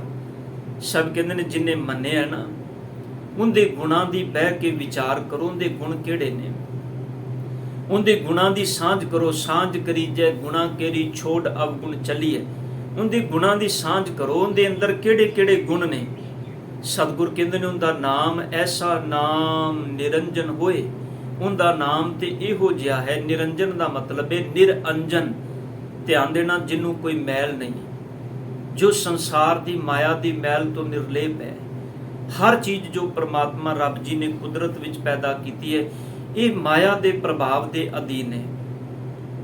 ਦੇਖੋ ਤੁਸੀਂ, ਸਿਰਫ ਇਨਸਾਨ ਹੀ ਨਹੀਂ, ਇਹ ਪਸ਼ੂ ਪੰਛੀ, ਇਹਨਾਂ ਦੇ ਅੰਦਰ ਵੀ ਮਾਇਆ ਹੈ। ਸਭ ਦੀ ਪਾਵਨ ਬਾਣੀ ਕਹਿੰਦੀ ਹੈ, ਇਹ ਜਿੰਨਾ ਜਗਤ ਹੈ, ਪਾਤਸ਼ਾਹ ਕਹਿੰਦੇ ਨੇ, ਕੋਈ ਵੀ ਇਸ ਮਾਇਆ ਤੋਂ ਦੂਰ ਨਹੀਂ ਹੈ। ਮਾਇਆ ਐਸੀ ਮੋਹ ਨਹੀਂ ਪਾਈ, ਜੇਤੇ ਜੀ ਤੇਤੇ ਡਹਿਕਾਈ। ਸਭ ਕਹਿੰਦੇ ਨੇ ਇਹੋ ਜੀ ਮੋਹ ਨਹੀਂ ਹੈ, ਜਿੰਨੇ ਜੀ ਨੇ ਸਭ ਆਪਣੇ ਵਸ ਵਿੱਚ ਇਹਨੇ ਕੀਤੇ ਹੋਏ ਨੇ। ਧਿਆਨ ਦੇਣਾ, ਛੋਟਾ ਜਿਹਾ ਕੀੜਾ ਗੰਦਗੀ ਵਿੱਚ ਰਹਿ ਰਿਹਾ ਹੈ। ਉਸ ਗੰਦਗੀ ਦੇ ਕੋਲੋਂ ਅਸੀਂ ਜਾਂਦੇ ਹਾਂ ਤੇ ਆਪਣਾ ਨੱਕ ਬੰਦ ਕਰ ਲੈਂਦੇ ਹਾਂ। ਉਹ ਕੀੜਾ ਉਸ ਗੰਦਗੀ ਤੋਂ ਬਾਹਰ ਨਿਕਲ ਆਇਆ, ਕਿਸੇ ਦਾ ਧਿਆਨ ਪੈ ਗਿਆ, ਹੁਣ ਉਹ ਉਸ ਕੀੜੇ ਨੂੰ ਮਾਰਦਾ ਹੈ। ਉਹ ਜਦੋਂ ਕੀੜੇ ਨੂੰ ਮਾਰਦਾ ਹੈ ਤੇ ਕੀੜਾ ਭੱਜਦਾ ਹੈ, ਭੱਜ ਕੇ ਫਿਰ ਉਸ ਗੰਦਗੀ ਦੇ ਅੰਦਰ ਛਿਪ ਜਾਂਦਾ ਹੈ, ਲੁਕ ਜਾਂਦਾ ਹੈ। ਉਹ ਆਪਣੀ ਜਾਨ ਬਚਾਉਂਦਾ ਹੈ। ਹੁਣ ਕੋਈ ਉਸ ਭਲੇ ਕੀੜੇ ਨੂੰ ਆਖੇ ਵੀ ਭਲਿਆ ਗੰਦਗੀ ਦੇ ਅੰਦਰ ਰਹਿਣਾ, ਮਰ ਜਾਏਗਾ, ਤੇਰੀ ਜੂਨ ਛੁੱਟ ਜਾਏਗੀ, ਕਿਸੇ ਹੋਰ ਜੂਨ ਵਿੱਚ ਚਲਾ ਜਾਏਗਾ, ਨਹੀਂ, ਉਹਨੂੰ ਉਸ ਜੂਨ ਵਿੱਚ ਰਹਿੰਦਿਆਂ ਵੀ ਆਨੰਦ ਆ ਰਿਹਾ, ਉੱਥੇ ਵੀ ਉਹ ਜੀਵਨ ਜੀ ਰਿਹਾ ਹੈ। ਸਤਿਗੁਰ ਕਹਿੰਦੇ ਨੇ, ਉਹਦਾ ਕੀ ਪਾਰਾਵਾਰ ਪਾਏਗਾ, ਉਹਦਾ ਕੀ ਅੰਤ ਪਾਏਗਾ ਉਹਦੀ ਕੁਦਰਤ ਦਾ। ਧੰਨ ਗੁਰੂ ਨਾਨਕ ਪਾਤਸ਼ਾਹ ਕਹਿੰਦੇ ਨੇ, ਜੇ ਕੋ ਮਨ ਜਾਣੈ ਮਨ ਕੋਏ। ਧਿਆਨ ਦੇਣਾ, ਜੇ ਕੋ ਮਨ ਦੇ ਨੰਨੇ ਨੂੰ ਉੱਪਰ ਟਿੱਪੀ ਹੈ, ਇਹਦਾ ਮਤਲਬ ਹੈ ਮੰਨ ਕੇ। ਜੇ ਕੋਈ ਮੰਨ ਲਏ ਇਸ ਗੱਲ ਨੂੰ, ਮਨ ਜਾਣੈ ਮਨ ਕੋਏ, ਦੂਜੇ ਮਨ ਦੇ ਨੰਨੇ ਨੂੰ ਸਿਆਰੀਏ ਮਨ ਦੇ ਵਿੱਚ। ਜੇ ਸਤਿਗੁਰ ਕਹਿੰਦੇ ਨੇ ਕੋਈ ਇਸ ਗੱਲ ਨੂੰ ਆਪਣੇ ਮਨ ਵਿੱਚ ਪਰਪੱਕ ਕਰ ਲਵੇ, ਧਿਆਨ ਦੇਣਾ, ਮੰਨੇ ਦੀ ਗਤ ਬਿਆਨ ਨਹੀਂ ਕੀਤੀ ਜਾ ਸਕਦੀ। ਉਹਦੇ ਗੁਣਾਂ ਦਾ ਕੋਈ ਪਾਰਾਵਾਰ ਨਹੀਂ ਹੈ, ਨਾ ਰੱਬ ਦੇ ਗੁਣਾਂ ਦਾ ਪਾਰਾਵਾਰ ਹੈ, ਨਾ ਰੱਬ ਨੂੰ ਮੰਨਣ ਵਾਲੇ ਦੇ ਗੁਣਾਂ ਦਾ ਪਾਰਾਵਾਰ ਹੈ। ਜੇ ਰੱਬ ਅਸੀਮ ਹੈ ਤੇ ਪ੍ਰਮਾਤਮਾ ਦੇ ਮੰਨਣ ਵਾਲੇ ਭਗਤ ਵੀ ਅਸੀਮ ਨੇ, ਉਹਨਾਂ ਦੇ ਗੁਣਾਂ ਨੂੰ ਵੀ ਕੋਈ ਬਿਆਨ ਨਹੀਂ ਕਰ ਸਕਦਾ। ਪਰ ਪਾਤਸ਼ਾਹ ਜੀ ਕਹਿੰਦੇ ਨੇ, ਜੇ ਕੋ ਮਨ ਜਾਣੈ, ਜੇ ਕੋਈ ਮਨ ਵਿੱਚ ਜਾਣ ਲਏ, ਮਨ ਕੋਏ। ਪਾਤਸ਼ਾਹ ਕਹਿੰਦੇ ਨੇ ਅੰਤ ਨਹੀਂ ਹੈ। ਜੇ ਕਿਤੇ ਕੋਈ ਮਨ ਦੇ ਅੰਦਰ ਆਪਣੇ ਅੰਦਰ ਲਗਨ ਲਾ ਕੇ ਵੇਖ ਲਵੇ, ਜੇ ਆਪਣੇ ਅੰਦਰੋਂ ਕਿਤੇ ਇਸ ਗੱਲ ਨੂੰ ਮਹਿਸੂਸ ਕਰ ਲਵੇ, ਪਾਤਸ਼ਾਹ ਕਹਿੰਦੇ ਨੇ ਗੱਲ ਤਾਂ ਹੀ ਸਮਝ ਵਿੱਚ ਆਉਂਦੀ ਹੈ। ਜੇ ਕੋ ਮਨ ਜਾਣੈ, ਜੇ ਕੋਈ ਮਨ ਅੰਦਰ ਇਸ ਗੱਲ ਨੂੰ ਜਾਣ ਲਏ, ਮਨ ਕੋਏ, ਮਨ ਕੇ ਕੋਈ। ਸਤਿਗੁਰ ਪਾਤਸ਼ਾਹ ਕਹਿੰਦੇ ਨੇ, ਇਹ ਅਸਲ ਵਿੱਚ ਬੱਦਾ ਚੱਟੀ ਨਹੀਂ ਹੈ। ਤੁਸੀਂ ਧੱਕੇ ਨਾਲ ਨਹੀਂ ਕਿਸੇ ਨੂੰ ਕਹਿ ਸਕਦੇ ਵੀ ਤੂੰ ਇਸ ਗੱਲ ਨੂੰ ਮੰਨ ਲੈ।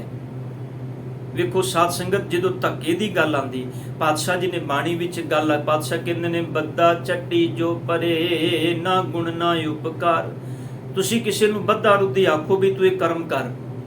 ਹੁਣ ਜਦੋਂ ਬੱਦਾ ਰੁੱਦੀ ਕੋਈ ਕਰਮ ਕਰਦਾ ਹੈ, ਸਤਿਗੁਰ ਕਹਿੰਦੇ ਨੇ ਉਹਦੇ ਵਿੱਚੋਂ ਨਾ ਗੁਣ ਦੀ ਭਾਵਨਾ ਪੈਦਾ ਹੋਏਗੀ, ਨਾ ਉਹਦੇ ਅੰਦਰੋਂ ਉਪਕਾਰ ਦੀ ਭਾਵਨਾ ਪਰਉਪਕਾਰ ਦੀ ਭਾਵਨਾ ਪੈਦਾ ਹੋਏਗੀ। ਉਹ ਕਰਮ ਸਿਰਫ ਬੱਦਾ ਰੁੱਦੀ ਹੈ, ਉਹਦਾ ਮਨ ਨਹੀਂ ਕਰ ਰਿਹਾ ਪਰ ਉਹ ਕਰ ਰਿਹਾ ਹੈ। ਸਤਿਗੁਰ ਕਹਿੰਦੇ ਨੇ, ਭਗਤੀ ਇਸ ਅਵਸਥਾ ਦੀ ਮੁਹਤਾਜ ਨਹੀਂ ਹੈ ਵੀ ਤੇਰਾ ਮਨ ਨਹੀਂ ਕਰ ਰਿਹਾ, ਤੂੰ ਕਿਸੇ ਦੇ ਕਹਿਣ ਤੇ ਕਰ ਲਈ, ਉਹਦਾ ਕੋਈ ਲਾਭ ਨਹੀਂ ਹੋਏਗਾ। ਇਹ ਅੰਦਰ ਦੀ ਚੇਟਕ ਹੈ, ਇਹ ਅੰਦਰ ਦੀ ਖਿੱਚ ਹੈ, ਇਹ ਅੰਦਰ ਦੀ ਤਾਂਘ ਹੈ। ਜਿੰਦੇ ਅੰਦਰ ਪੈਦਾ ਹੋ ਜਾਏ ਉਹ ਫਿਰ ਇਸ ਰਸਤੇ ਤੇ ਤੁਰਦਾ ਹੈ। ਜਿੰਦੇ ਅੰਦਰ ਇਹ ਖਿਆਲ ਪੈਦਾ ਹੋ ਜਾਏ ਫਿਰ ਇਸ ਮਾਰਗ ਤੇ ਤੁਰਦਾ ਹੈ। ਤੇ ਜਿਹੜਾ ਇਸ ਮਾਰਗ ਤੇ ਤੁਰਦਾ ਹੈ, ਗੁਰੂ ਰਾਮਦਾਸ ਪਾਤਸ਼ਾਹ ਜੀ ਬਖਸ਼ਿਸ਼ ਕਰਦੇ ਨੇ, ਸਾਹਿਬ ਕਹਿੰਦੇ ਨੇ, ਲੋਕਨ ਕੀ ਚਤੁਰਾਈ ਉਪਮਾ ਤੇ ਬੈ ਸੰਤਰ ਜਾਰ। ਕੋਈ ਭਲਾ ਕਹੋ ਭਾਵੇਂ ਬੁਰਾ ਕਹੋ, ਹਮ ਤਨ ਦਿਓ ਹੈ ਡਾਰੇ। ਹੈ ਮੰਨਣ ਵਾਲੇ ਦੀ ਜੀਵਨ ਦੀ ਅਵਸਥਾ। ਅਸੀਂ ਤੇ ਜੇ ਸੰਸਾਰ ਦੇ ਲੋਕਾਈ ਦੇ ਪਰਪੰਚਾਂ ਦੇ ਵਿੱਚ ਜੇ ਇਹ ਨਾ ਕੀਤਾ ਤੇ ਲੋਕ ਕੀ ਕਹਿਣਗੇ, ਜੇ ਉਹ ਨਾ ਕੀਤਾ ਤੇ ਲੋਕ ਕੀ ਕਹਿਣਗੇ। ਘਰ ਵਿੱਚ ਅਖੰਡ ਪਾਠ ਸਾਹਿਬ ਅਸੀਂ ਕਰਵਾ ਰਹੇ ਹਾਂ, ਐਸਾ ਨਹੀਂ ਹੈ ਵੀ ਨਹੀਂ ਗੁਰੂ ਨਾਲ ਜੁੜੇ ਹਾਂ, ਪਰ ਬਾਹਰ ਮੁਖੀ ਜੁੜਿਆ, ਸਰੀਰਕ ਤਲ ਤੇ ਜੁੜਿਆ। ਘਰ ਵਿੱਚ ਪਾਠ ਵੀ ਕਰਵਾ ਰਹੇ ਹਾਂ, ਬਾਣੀ ਦਾ ਕੀਰਤਨ ਵੀ ਕਰਵਾ ਰਹੇ ਹਾਂ, ਪਰ ਆਪਣੀ ਸੰਸਾਰ ਦੀ ਕਿਰਿਆ ਨਹੀਂ ਛੱਡਣਾ ਚਾਹੁੰਦੇ। ਅਸੀਂ ਨਹੀਂ ਤਿਆਗਣਾ ਚਾਹੁੰਦੇ, ਆਪਣੇ ਜੀਵਨ ਨੂੰ ਬਦਲਣਾ ਨਹੀਂ ਚਾਹੁੰਦੇ। ਸਤਿਗੁਰ ਕਹਿੰਦੇ ਨੇ ਬਦਲਾਵ ਤੋਂ ਬਿਨਾਂ ਤੂੰ ਗੁਰੂ ਨਾਲ ਨਹੀਂ ਜੁੜ ਸਕਦਾ। ਤੈਨੂੰ ਸੁਣਨਾ ਪਏਗਾ, ਸੁਣ ਕੇ ਤੈਨੂੰ ਮੰਨਣਾ ਪਏਗਾ। ਔਰ ਜਿਹੜਾ ਮੰਨ ਲੈਂਦਾ ਹੈ, ਧੰਨ ਗੁਰੂ ਨਾਨਕ ਸਾਹਿਬ ਜੀ ਅੱਜ ਉਹਨੂੰ ਕਹਿ ਰਹੇ ਨੇ, ਮੰਨੇ ਕੀ ਗਤ ਕਹੀ ਨਾ ਜਾਏ, ਜੇ ਕੋ ਕਹਿ ਪਿੱਛੇ ਪਛਤਾਏ, ਕਾਗਦ ਕਲਮ ਨਾ ਲਿਖਣ ਹਾਰ, ਮੰਨੇ ਕਾ ਬਹਿ ਕਰਨ ਵਿਚਾਰ। ਸਤਿਗੁਰ ਕਹਿੰਦੇ ਨੇ ਉਹਦੇ ਗੁਣਾਂ ਦੀ ਬਹਿ ਕੇ ਵਿਚਾਰ ਕਰੋ। ਆਪਾਂ ਰੱਬ ਦੇ ਗੁਣਾਂ ਦੀ ਵਿਚਾਰ ਕਰਦੇ ਹਾਂ, ਰੋਜ਼ ਕਰਦੇ ਹਾਂ। ਸਾਧ ਸੰਗਤ ਇੰਨੀ ਵਿਚਾਰ ਹੋ ਰਹੀ ਰੱਬ ਦੇ ਗੁਣਾਂ ਦੀ, ਕਿਉਂ ਹੋ ਰਹੀ ਹੈ? ਤਾਂ ਕਿ ਉਹਦੇ ਗੁਣਾਂ ਦੀ ਵਿਚਾਰ ਕਰ ਕਰਕੇ ਉਹਦੇ ਗੁਣਾਂ ਦੇ ਜੈਸੇ ਬਣ ਸਕੀਏ। ਗੁਰੂ ਨਾਨਕ ਸਾਹਿਬ ਕਹਿੰਦੇ ਨੇ, ਚਾਕਰ ਲੱਗੈ ਚਾਕਰੀ, ਨਾਲੇ ਗਾਰ ਬਵਾਦ, ਗੱਲਾਂ ਕਰੇ ਕਨੇਰੀਆਂ, ਖਸਮ ਨਾ ਪਾਏ ਸਾਧ। ਪਾਤਸ਼ਾਹ ਕਹਿੰਦੇ ਨੇ ਚਾਕਰ ਸੇਵਾ ਦੇ ਵਿੱਚ ਲੱਗਾ ਹੀ ਨਹੀਂ, ਉਹ ਬਾਹਰ ਮੁਖੀ ਸੇਵਾ ਕਰ ਰਿਹਾ ਹੈ। ਚਾਕਰ ਲੱਗੈ ਚਾਕਰੀ, ਨਾਲੇ ਗਾਰ, ਨਾਲੇ ਹੰਕਾਰ ਕਰ ਰਿਹਾ ਆਪਣੀ ਕੀਤੀ ਸੇਵਾ ਦਾ। ਪਾਠ ਕਰ ਰਿਹਾ, ਨਾਲੇ ਪਾਠ ਕੀਤੇ ਦਾ ਹੰਕਾਰ ਕਰ ਰਿਹਾ, ਸੇਵਾ ਕਰ ਰਿਹਾ, ਸੇਵਾ ਕੀਤੇ ਦਾ ਹੰਕਾਰ ਕਰ ਰਿਹਾ। ਚਾਕਰ ਲੱਗੈ ਚਾਕਰੀ, ਨਾਲੇ ਗਾਰ ਬਵਾਦ, ਗੱਲਾਂ ਕਰੇ ਕਨੇਰੀਆਂ। ਸਾਹਿਬ ਕਹਿੰਦੇ ਨੇ ਗੱਲਾਂ ਬੜੀਆਂ ਉੱਚੀਆਂ ਉੱਚੀਆਂ ਕਰ ਰਿਹਾ, ਪਰ ਖਸਮ ਨਾ ਪਾਏ ਸਾਧ। ਖਸਮ ਦੇ ਗੁਣਾਂ ਦਾ ਸਵਾਦ ਨਹੀਂ ਮਾਣ ਸਕਦਾ, ਫਿਰ ਸਤਿਗੁਰ ਕਿਵੇਂ ਮਾਣੇਗਾ? ਆਪ ਗਵਾਏ। ਪਾਤਸ਼ਾਹ ਕਹਿੰਦੇ ਨੇ ਜਿੱਦਨ ਆਪਣੇ ਆਪੇ ਨੂੰ ਅੰਦਰੋਂ ਮਾਰ ਦੇਗਾ, ਜਿੱਦਨ ਗੁਰੂ ਦੇ ਸ਼ਬਦ ਵਿੱਚ ਸਮਾ ਜਾਏਗਾ, ਆਪ ਗਵਾਏ ਸੇਵਾ ਕਰੇ ਤਾਂ ਕਿਛ ਪਾਏ ਮਾਨ। ਪਾਤਸ਼ਾਹ ਕਹਿੰਦੇ ਨੇ ਤਾਂ ਉਹ ਗੁਰੂ ਦੇ ਚਰਨਾਂ ਵਿੱਚੋਂ ਮਾਨ ਦੇ ਕਾਬਲ ਬਣੇਗਾ। ਆਪਣੇ ਆਪੇ ਦਾ ਤਿਆਗ ਕਰਨਾ ਪੈਣਾ ਹੈ। ਸਤਿਗੁਰ ਦੇ ਗੁਣਾਂ ਦੇ ਵਿੱਚ ਗੁਣ ਕਹਿ ਗੁਣੀ ਸਮਾਵਣਿਆ ਪੈਣਾ ਹੈ। ਪਾਤਸ਼ਾਹ ਜੀ ਦੇ ਗੁਣਾਂ ਵਿੱਚ ਇਕਮਿਕ ਹੋਣਾ ਪੈਣਾ ਹੈ। ਤਾਂ ਹੀ ਸਤਿਗੁਰ ਗੁਰੂ ਨਾਨਕ ਪਾਤਸ਼ਾਹ ਕਹਿੰਦੇ ਨੇ ਜਿਹੜੇ ਮੰਨ ਲੈਂਦੇ ਨੇ, ਸਾਹਿਬ ਕਹਿੰਦੇ ਨੇ ਉਹ ਫਿਰ ਪ੍ਰਮਾਤਮਾ ਦੇ ਚਰਨਾਂ ਵਿੱਚ ਇਕਮਿਕ ਹੋ ਜਾਂਦੇ ਨੇ। ਪਰ ਸਾਹਿਬ ਕਹਿੰਦੇ ਨੇ ਉਹਦਾ ਨਾਮ ਐਸਾ ਹੈ ਜਿਹਨੂੰ ਕੋਈ ਮੈਲ ਨਹੀਂ।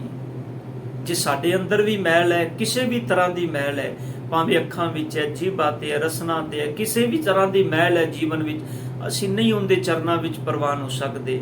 ਉਹਨੂੰ ਮੈਲ ਨਹੀਂ ਹੈ, ਉਹਦੇ ਚਰਨਾਂ ਵਿੱਚ ਉਦੋਂ ਹੀ ਪ੍ਰਵਾਨ ਹੋ ਸਕਦੇ ਹਾਂ ਜਦੋਂ ਸਾਡੀ ਮੈਲ ਵੀ ਮੁੱਕ ਜਾਏਗੀ। ਪਾਤਸ਼ਾਹ ਕਹਿੰਦੇ ਨੇ ਅੰਦਰੋਂ ਜੇ ਕੋਈ ਤੂੰ ਨਿਰੰਜਨ ਦੇ ਨਾਲ ਮਿਲ ਕੇ ਨਿਰੰਜਨ ਹੋ ਜਾਏ, ਜਿਵੇਂ ਉਹਦੇ ਅੰਦਰ ਕਾਲਖ ਨਹੀਂ, ਮਾਇਆ ਦਾ ਪ੍ਰਭਾਵ ਨਹੀਂ, ਜਿੱਦਨ ਤੇਰੇ ਅੰਦਰੋਂ ਵੀ ਮੁੱਕ ਜਾਏਗਾ। ਪਰ ਸਤਿਗੁਰ ਕਹਿੰਦੇ ਨੇ ਜੇ ਕੋ ਮਨ ਜਾਣੇ, ਜੇਕਰ ਕੋਈ ਮਨ ਵਿੱਚ ਇਸ ਗੱਲ ਨੂੰ ਮੰਨ ਲਏ, ਮਨ ਕੋਈ, ਪਰ ਸਤਿਗੁਰ ਕਹਿੰਦੇ ਨੇ ਕੋਈ ਵਿਰਲਾ ਹੈ। ਹਰ ਕੋਈ ਇਸ ਅਵਸਥਾ ਨਹੀਂ ਪਹੁੰਚ ਸਕਦਾ। ਹੈਨ ਵਿਰਲੇ ਨਾ ਹੀ ਘਨੇ ਫੈਲ ਫਕੜ ਸੰਸਾਰ, ਬੜੇ ਵਿਰਲੇ ਨੇ ਜਿਹੜੇ ਇਸ ਅਵਸਥਾ ਵਿੱਚ ਪਹੁੰਚਦੇ ਨੇ।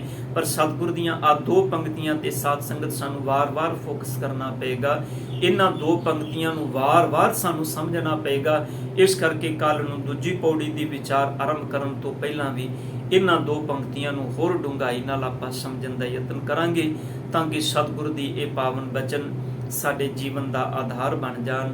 ਸਾਧ ਸੰਗਤ ਦੇਹੋ ਅਸੀਸ। ਸਮੇਂ ਦੀ ਸਮਾਪਤੀ ਹੈ। ਬੁਲਾਓ ਫਤਿਹ ਜੀ। ਆਪ ਵੀ ਇਹਨਾਂ ਪਾਵਨ ਬਚਨਾਂ ਨੂੰ ਸਰਵਣ ਕਰਦੇ ਹੋ। ਯਤਨ ਕਰੋ ਸਾਧ ਸੰਗਤ, ਦਾਸ ਦਾ YouTube ਜੋ ਚੈਨਲ ਹੈ ਉਹਦੇ ਤੋਂ ਆਪ ਇਹ ਵਿਚਾਰ ਰੋਜ਼ਾਨਾ ਸੁਣ ਸਕਦੇ ਹੋ।